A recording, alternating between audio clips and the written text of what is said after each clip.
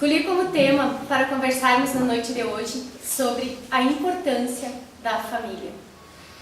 Nos dias atuais, onde tantas separações acontecem, onde tantas divergências dentro dos lares, é tão importante conversarmos, falarmos, entendermos um pouquinho mais sobre a família.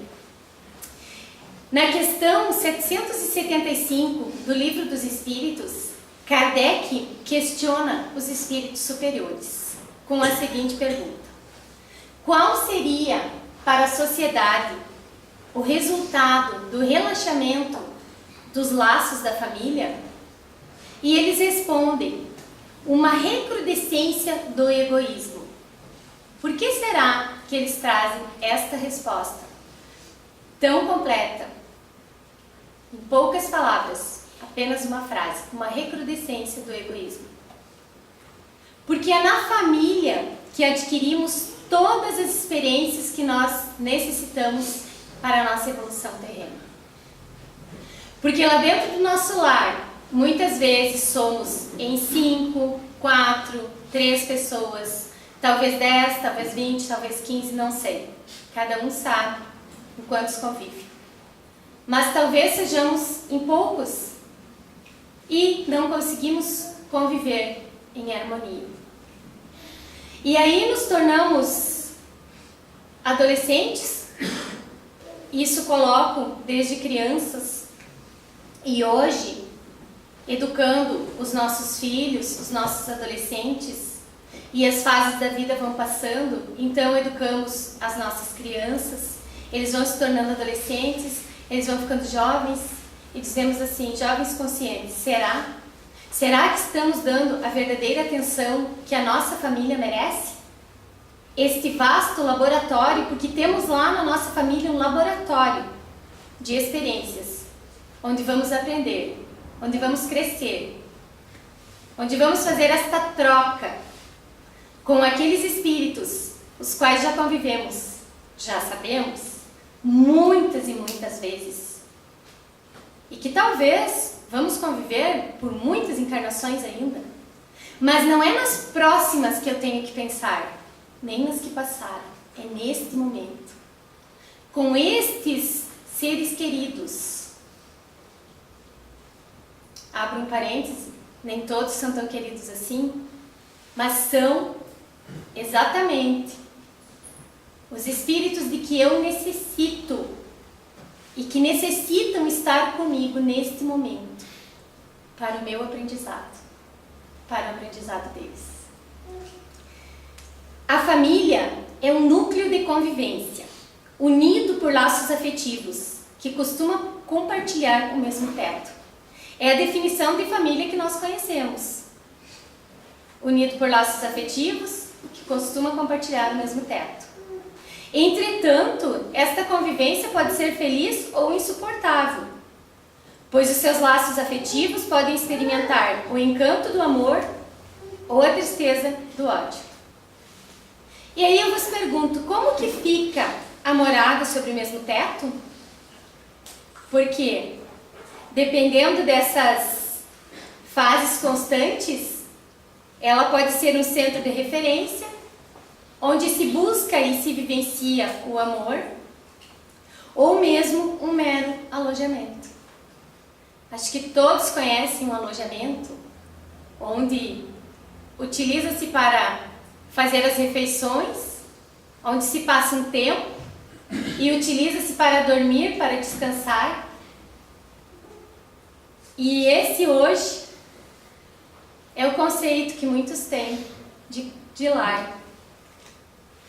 Mas isso seria uma morada sobre o mesmo teto, onde as pessoas se reúnem quando precisam, mas lá não tem diálogo, lá não tem harmonia, lá não tem convivência.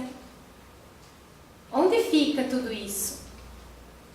O que está faltando para que isso aconteça? Para que aconteça esta convivência que pode ser feliz. Por que será que ela está se tornando insuportável? Porque viver num alojamento talvez não seja insuportável. Quando estamos em uma colônia de férias, quando vamos a um acampamento, passar um tempo, mas não quando estamos falando de lar e de família. Não quando estamos falando daqueles espíritos que escolhemos, antes de reencarnar, escolhemos estar aqui e conviver com eles. Casa é um ambiente formado por paredes. Lar é o lugar onde existe o amor. Grande diferença. É tão interessante que nós dizemos gostar e amar os nossos familiares, mas quando recebemos um visitante em nossas casas, tratamos da melhor maneira possível. Lá em casa funciona assim também. E aí, não raro, meu filho me cobra, meus filhos, né, na verdade. Como que pode a visita comer bolacha na sala? Bolo no tapete, mãe, como que pode? E você não reclama, e nós não podemos. E aí eu paro e penso, nossa, é verdade. Porque a visita pode tudo. E na frente da visita não se fala alto. Então se controla. Não se altera a voz. Porque em frente à visita, nós somos calmos, pacientes, moderados. Mas quando a visita sai, fulano recolhe tudo. Não pense que eu sou assim. Brincadeira. Mas não é assim que agimos muitas vezes? Quando vamos receber alguém, não organizamos tudo, deixamos perfeito, porque é uma visita, então a visita merece os melhores talheres, o melhor jogo de louça que temos, o melhor prato, a melhor sobremesa, até a sobremesa faz. Aquele que não está acostumado. Tratamos muito bem. Quando, no entanto, deveríamos agir assim, pelo menos de vez em quando, com aqueles que convivem conosco todos os dias. Que são aqueles que nos suportam. Porque nem todos os dias nós acordamos felizes, de bom humor, com a carinha bonita. E aí em quem nós descontamos? Nas visitas? Não. A visita volta para sua residência, volta para o seu lar. Quem que fica? Outro detalhe, quando temos problemas sérios de verdade, problemas financeiros, problemas de saúde, seja o que for, problemas emocionais, quem cuida de nós?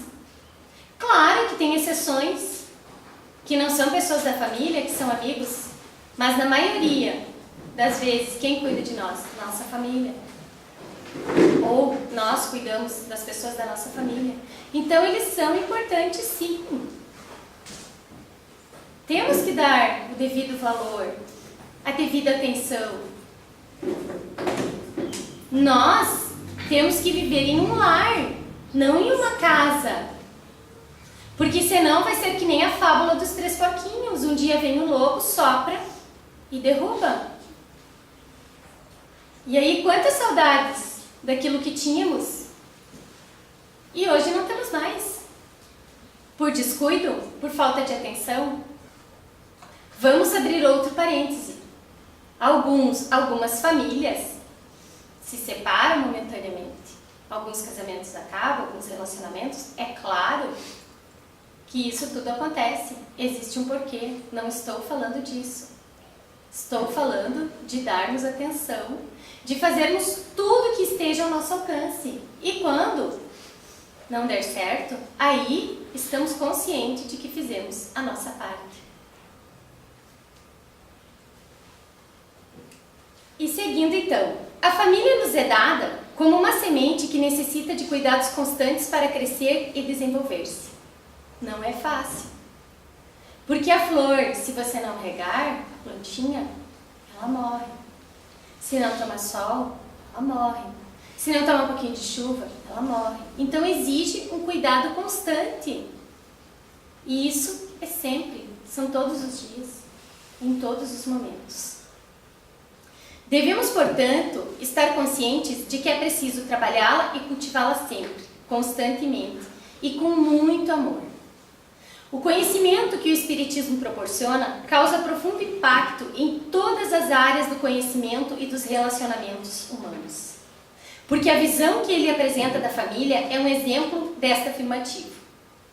Mesmo enquanto na função de pais, filhos, netos, cônjuges, os espíritos que compõem o núcleo familiar são essencialmente irmãos em trajetórias evolutivas individuais. Vejam bem, todos que hoje estamos reunidos sobre o mesmo teto, sobre o mesmo lar, somos essencialmente irmãos em trajetórias individuais, cada qual com a sua bagagem, que é uma herança do passado e com missões a serem desempenhadas no presente com vistas no futuro.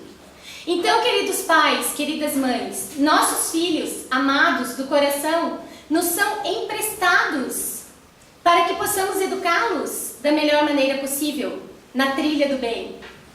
Talvez nosso filhinho querido de hoje seja, sim, um inimigo do ontem, que hoje está ali junto conosco para o acerto de contas. Talvez também ele seja alguém muito afetivo, muito querido nosso. Não importa. O que importa é que hoje está ali, junto conosco, na mesma caminhada, no mesmo momento. E é o grande momento. O momento do acerto de contas, o momento do resgate, o momento do aprendizado. E talvez tenhamos não uma preferência mais por um do que por outro. Não é isso.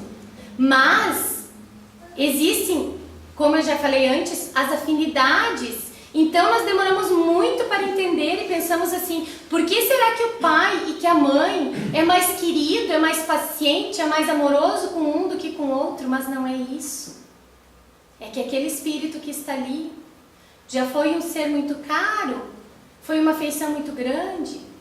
E hoje é mais fácil lidar com aquele que está ali e que em um passado, talvez longínquo, talvez não, talvez bem próximo, tenha sido aquele que causou motivo de tantas dissensões, de tantos sofrimentos. E aí fica mais difícil. Mas não é que o amor do pai ou da mãe seja diferente. Não. Apenas é mais difícil trabalhar com aquele espírito ali, que é mais rebelde, que não consegue aceitar da mesma maneira que o outro. Essas são as diferenças. E em função disso, muitas vezes nós sofremos quase uma existência inteira para poder entender por que aquele é tratado assim e que o outro é tratado de outra maneira. Isso gera muita frustração, isso gera tristeza. Quando conhecemos a doutrina espírita e vamos entendendo todo esse processo, vamos acalmando o nosso coração. Porque vamos compreendendo que o pai, que a mãe, que o filho, enfim, não que goste mais de um do que de outro. Que são as dificuldades que aquele relacionamento hoje traz. Para poder se organizar, para poder se encaixar, para poder trilhar aquela caminhada de maneira mais tranquila, com menos dor, e para sair vitorioso deste momento, então.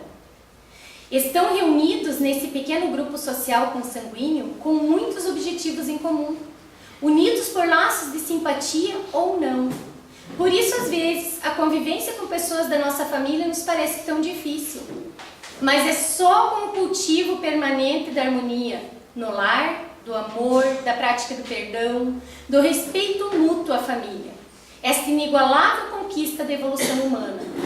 Porque ela será o verdadeiro agente transformador para uma sociedade mais fraterna e justa. É só a partir da família. Domingo retrasado, passou no Fantástico, eu achei muito interessante e quero partilhar com vocês. Uma experiência que eles fizeram com crianças, em que a repórter pedia para a criança falar com uma pessoa de cor e dizer para ela que ela tinha aquela cor, a pessoa era negra, e a criança, quando ia falar, eles explicavam para a criança que ela só estava fazendo uma experiência, que não tinha problema nenhum, que ela só iria repetir as palavras. E no momento, não sei se alguém viu, foi muito bonito, no momento que a criança começava a falar, você tem esta cor, eu não gosto de você por isso, as crianças não conseguiam falar e choravam. Eu achei aquilo lindo. Isso é trabalhar o amor, isso é trabalhar o respeito, isso que nós precisamos dentro dos nossos lares. Por quê? Porque ali está sendo trabalhado de que todos nós somos irmãos, independente de cor, independente de raça, independente de credo, independente de posição social. Eles, daquele tamanhinho, tinham 4, 5 anos, acho que até 8, não conseguiam falar, mesmo sabendo que eles estavam fazendo uma representação. A repórter dizia, não é de verdade. Vocês só vão fazer um comercial e ainda esse comercial não é verdadeiro. Vocês só vão passar para aquela pessoa, vocês só vão falar uma frase. E tinha algumas que quando começavam a falar, começavam a chorar e a repórter chorava junto. Foi muito emocionante. E é isso que nós temos que começar a preparar dentro das nossas famílias, a dizer não ao preconceito. Por quê? Porque é lá que nós ensinamos os verdadeiros valores. Possivelmente, essas crianças que participaram desta reportagem já venham com esses valores de dentro do lar. Porque a criança vivencia o que ela vê, os exemplos que ela vê dentro do lar, junto com a família. Ela coloca em prática lá fora. Então, a força aglutinadora que mantém a estabilidade da família e a projeta no futuro é a afetividade, o que vale dizer o amor. Isso que nos diz Herculano Pires. Nós percebemos claramente onde existe amor dentro de um lar. Porque essas pessoas que saem desse lar, essas crianças, esses adolescentes, esses jovens, são afetivos.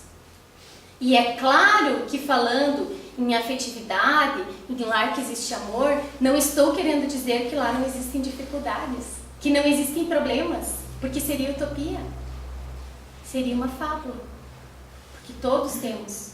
Ninguém vai passar aqui pelo plano Terra, com uma família perfeita, isenta de problemas. Não existe. Agora mesmo, nesse momento, que bom se estivéssemos aqui com toda a nossa família. Eu sou espírita, gosto de estar lá na segunda-feira à noite assistindo uma palestra.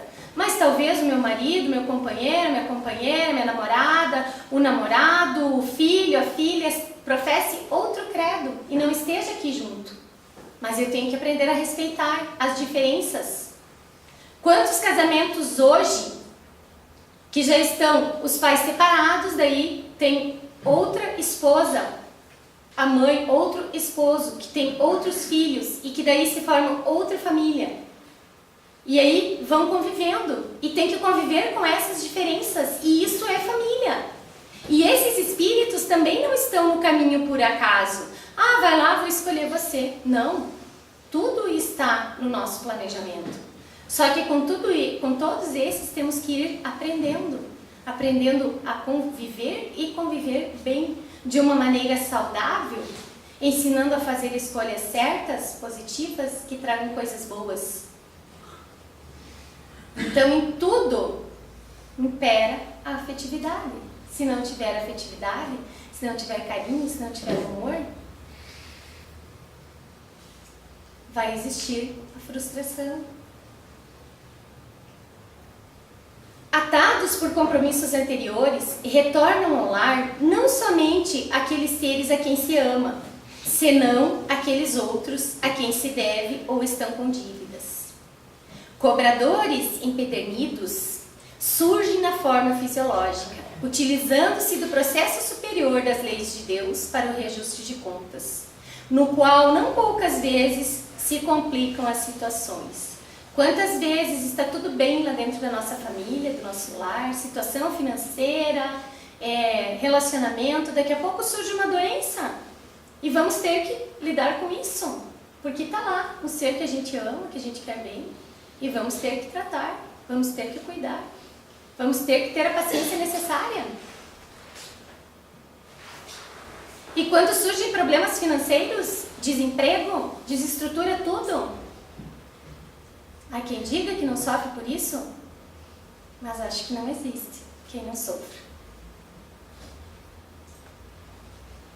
Porque a gente sofre. E muito. E aí precisa fazer um balanço de tudo, reestruturar. Mexe com os nossos sentimentos. São aqueles que nós amamos? Ou é conosco e aí vai mexer com os outros? Aí precisa fazer todo um balanço. Buscar forças lá não sei de onde. E seguir a caminhada, porque é a vida que segue. Então, nós não podemos dizer aí agora, acabou o mundo, não. Porque nada para. Eu lembro que, numa ocasião, quando a minha mãe desencarnou, eu estava parada, quando foi o momento do velório dela, né? Quando acontece. E eu olhei para fora e vi as pessoas passando, né? Os transeuntes caminhando, carro.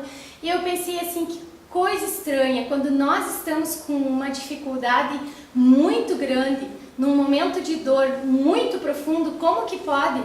Que nada para, tudo continua. E isso serve para todos os momentos, a vida não para.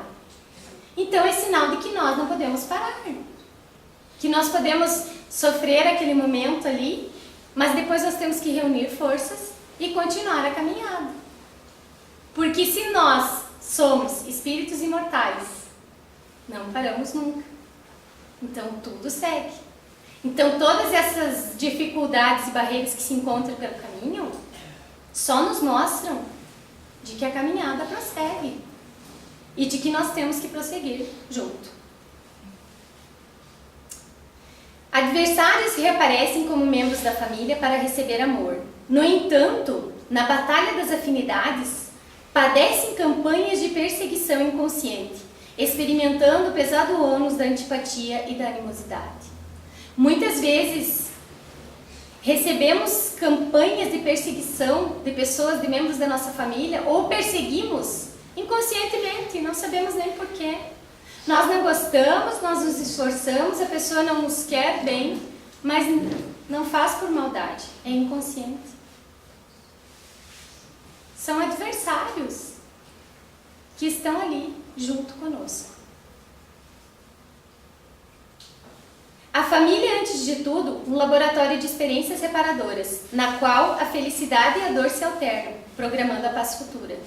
Nem é o grupo da bênção, nem o elo da desdita. Irmãos que se amam ou se detestam. Pais que se digladiam no proscênio doméstico. Genitores que destacam o filho em detrimento dos outros. Ou filhos que agridem ou amparam pais. São espíritos em processo de evolução, retornando ao palco da vida. Física para a encenação da peça que fracassaram no passado. A vida é incessante. E a família carnal são experiências transitórias em programação que é objetiva para a família universal. Abençoa desse modo com paciência e perdão o filho ingrato. Lá no Evangelho, segundo o Espiritismo, tem um capítulo que diz assim: bem-aventurados os que são dóceis e pacíficos. Bem-aventurados os que são dóceis porque possuirão a terra. Bem-aventurados os que são pacíficos porque serão chamados filhos de Deus. Com essas máximas, Jesus tornou lei a doçura, a moderação, a mansuetude, a afabilidade e a paciência. Jesus tornou lei tudo isso. Tudo isso serve para utilizarmos em primeiro lugar com as pessoas mais próximas de nós. Quem é o teu próximo mais próximo, se não a tua família? Aí fizemos a caridade lá fora, é lindo, devemos fazer sim, mas em primeiro lugar, para quem deverá ser a caridade, a nossa caridade? Para conosco mesmo e depois, para quem deverá ser a nossa caridade? Para quem deverá ser voltada? Para as pessoas de nossa família. Porque se não convivermos bem em um grupinho de 5, de 2, de 3, de 10, como é que vamos conviver bem no mundo lá fora? Compreende com ternura o genitor atormentado que não te corresponde às aspirações. Desculpa o esposo irresponsável ou a companheira leviana, perversa. E mesmo que o ser a quem te vinculas queira ir adiante, não o retenhas com amarras de ódio ou ressentimentos. Prossegue amando, pois a vida te dará outras oportunidades de ser feliz ao lado de alguém. Nenhuma família terá êxito, nem atingirá seus objetivos sem o amor a uni-la. Se cada membro da família fizer menos exigências, sim, porque nós somos exigentes demais. É o fulano que não colocou as coisas no lugar, é a fulana que não limpou os pés no tapete antes de entrar em casa, é o quarto que está bagunçado, é isso, é aquilo. São tantas pequenas coisas que passamos batendo naquela tecla. E nós somos exigentes com as pessoas que nós amamos, porque nós queremos que elas estejam o tempo todo em torno de nós, da nossa pessoa. Como se nós fôssemos o ser mais importante da face da Terra. Talvez sejamos para alguém, mas não no sentido que nós nos colocamos. É claro que o pai de família é importante, mas a mãe também é. Os filhos também são, e os irmãos também são. O companheiro, a companheira, e enfim, todos que fazem parte daquele núcleo são importantes. Então, procuremos não nos colocar como os mais valiosos. Porque as pessoas estão aqui conosco e daqui a pouco já não estão mais. E aí perdemos tempo com exigências, com quimeras, com picuinhas. E vamos ver depois que elas não nos serviram de nada. Que elas apenas nos atrapalharam. Seja mais cordato, simples, respeite o temperamento de cada um, diminua os caprichos. E ame, apesar dos erros e das imperfeições de cada um. Todos somos imperfeitos, todos erramos. Muitas vezes olhamos a grama do vizinho e ela parece tão verdinha. E a família do outro parece tão perfeita. O relacionamento do outro é tão bom, porque tudo que o outro tem é tão melhor que o nosso. E estamos deixando de dar valor ao nosso momento, ao nosso eu, a esse ser que é tão importante, que tem tantas coisas boas. E talvez o outro não seja tão feliz assim, passe por N dificuldades que nós não sabemos. E talvez para deixar aquela grama verdinha, ele tenha tido que regá-la tanto e tenha tido tantas dificuldades. Por que prestar atenção no outro quando você é um ser especial? Quando a tua família está ali, com todas as possibilidades de te fazer feliz. E esperando que você a faça feliz também. Certamente, assim, a família perdurará e alcançará seus objetivos maiores. E o Espiritismo tem um programa para a Terra, o de elevá-la na hierarquia dos mundos. Com amor verdadeiro, através das famílias, atingiremos esse objetivo. Eu sei que tudo que eu falei aqui não é fácil. Se fosse eu, Márcia, palestrante da noite de hoje, não estaria dizendo todas essas coisas. Porque também passo dificuldades. Porque também construo o afeto, a paciência e preciso dedicar-me todos os dias lá dentro da minha família. Mas é o caminho. Esta palestra foi extraída do livro SOS Família, de Divaldo Pereira Franco, pelo espírito Joana de Ângeles, e também do livro Laços de Família, de Amilcar Del Chiaro Filho. E gostaria que vocês procurassem ler mais, buscar mais livros, obras que falem sobre a família. Mas, acima de tudo, gostaria que na noite de hoje, ao sair daqui, ao chegar em casa, enfim, vocês olhassem com mais carinho para as pessoas de sua família. Olhassem com mais afeto, mais ternura. e que valorizasse cada momento passado junto a esses seres queridos. E quando os momentos difíceis, de desdita, de dificuldade chegarem, lembrasse de que se tudo fosse fácil, não precisaríamos estar novamente aqui, passando por todas essas experiências. Mas que ainda assim é tão bom passar por elas, é tão bom estar com essas pessoas, nessa família que estamos nesse momento, porque senão não teríamos escolhido estar ali. Gostaria de partilhar com vocês um vídeo que nos diz muito a respeito da família, que é muito bonito. If you could have dinner with anyone, living or dead, who would you choose? Kylie Minogue. Marilyn Monroe. Oh God, I wouldn't have a clue. I know, straight up. Paul Hogan. Kim Kardashian. No. I'd like to have dinner with Justin Bieber. What? He's not coming to my house. I'd have Bob Hawke. Dave Hughes. Barry Humphries. Jimi Hendrix. People who have made a difference in the world, maybe Nelson Mandela at the dinner table. I don't know what he's going to say. I'm scared. If you could have dinner with anyone in the world, who would you choose? Probably our whole family, like our whole extended family. Mum and Dad. Mum and Dad. Does it have to be a celebrity? Could it be family? We love it. We talk about how school is. We ask Mum and Dad how their day was. Family. Yeah, Mum and Dad. Family.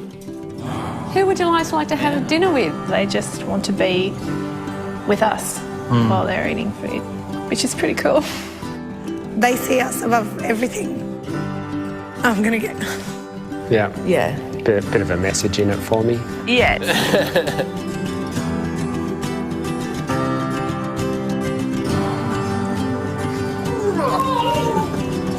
What are we having for dinner?